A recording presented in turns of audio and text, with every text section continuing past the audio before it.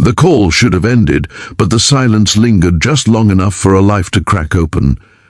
On a bright, ordinary afternoon, as sunlight spilled across a cluttered kitchen and dust floated like quiet witnesses, a single father stood frozen with a phone in his hand, realizing he had just overheard a truth that was never meant for him. It was the kind of truth that rearranged memories, rewrote pain, and planted a fragile seed of hope where only survival had existed before. If you believe in kindness, second chances, and the quiet power of empathy, please take a moment right now to like this video, share it with someone who needs hope, leave a comment, and subscribe to the channel Kindness Spark.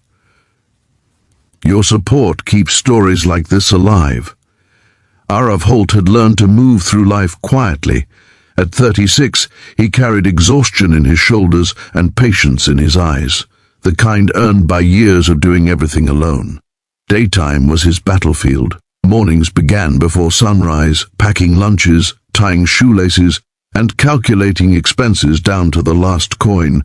Afternoons meant juggling freelance repair jobs while keeping an eye on his 7-year-old son, Kian, who did homework at the small kitchen table under a flickering bulb even when the sun blazed outside. Arav had once dreamed loudly, but now he lived softly, careful not to wake the grief that slept just beneath his routine. That afternoon, Arav had been fixing a malfunctioning router for a corporate client, a short-term contract that promised just enough money to cover the electric bill. The call came from a sleek glass office tower miles away, belonging to Solara Dynamics, one of the fastest-growing tech firms in the city. The name at the top of the call log was Naira Westfall, the company's CEO, a woman whose face appeared in business magazines with headlines about innovation and ruthless efficiency. Arav had never imagined his life intersecting with hers in any way beyond a temporary invoice. The technical issue was resolved quickly, and Arav waited for the call to disconnect. It did not. He set the phone down, meaning to end it himself, but his hands were distracted by Kian tugging at his sleeve, asking silently for help with a math problem.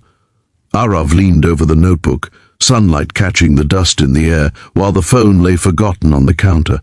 That was when he heard her voice again, no longer professional, no longer polished.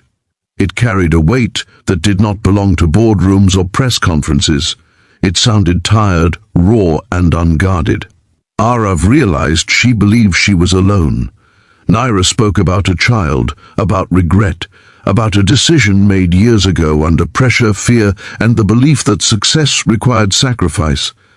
She spoke of a baby she had given up, of sleepless nights haunted by wondering if he was safe, loved, warm.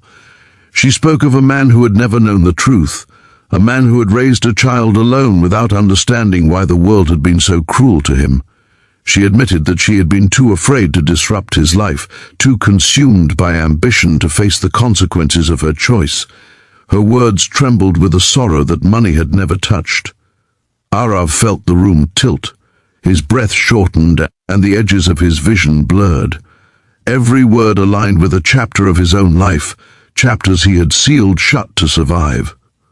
Years earlier, Kian's mother had vanished after childbirth, leaving behind a single note filled with apologies and promises of distance. Arav had accepted the story that she had not been ready for motherhood, that she needed freedom more than family. He had buried his questions because answers did not feed a child or pay rent. Now, standing in the harsh honesty of daylight, Arav understood that what he had accepted as abandonment might have been something else entirely. The call ended abruptly, but the damage was done. Arav sank into a chair, the phone heavy in his hand, while Kian watched him with concerned eyes, sensing a shift he could not name. Arav smiled for his son, because fathers learn to smile through earthquakes, but inside him something ancient cracked open. The past surged forward, demanding to be seen. Over the next days, Arav moved like a man underwater. He replayed every memory, every small detail that had once seemed insignificant. The timing, the circumstances, the way Kian's mother had cried without explanation. He searched online, connecting fragments until the impossible became undeniable. Naira Westfall was not just a CEO with a guilty conscience. She was the woman who had given birth to his son. Arav faced a war within himself. Anger rose, sharp and justified, but it collided with empathy in painful ways. He saw the fear of a young woman standing at the edge of a future she had been told she could not have both ways. He also saw himself, years ago, holding a newborn at noon light streaming through hospital windows, promising silently to be enough. Daytime routines continued because they had to.